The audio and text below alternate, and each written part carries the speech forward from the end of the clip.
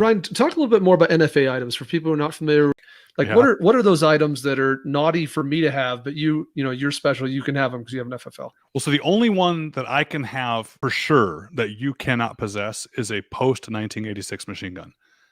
So you can still have other NFA firearms. So let's talk about those. Yeah, it has a lot of different names. So NFA firearms is what some people call them. Sometimes they're called Title II firearms, even though it's the first major gun control law, and the Gun Control Act of '68 was the second one that came out. You can tell by the years and math. Mm-hmm. But the latter one, the Gun Control Act, is called Title I. The earlier one's called Title II. Go figure. The Gun Control Act, the National Firearms Act of 1934 regulated certain super scary guns. These are silencers. Yes, federal law calls silencer a firearm. You'll learn that in the course. The definition of a firearm includes a silencer.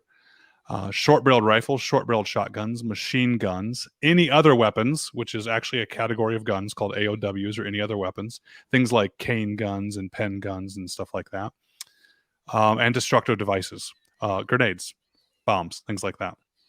So those specific types of firearms, again, including silencers, are regulated by the National Firearms Act, and they require a tax be paid, and they're required to be registered. There's actually federal law that says there cannot be a federal firearms registry. That's actually in the Firearms Owners Protection Act that prevents the federal government from keeping a registry of who owns what guns.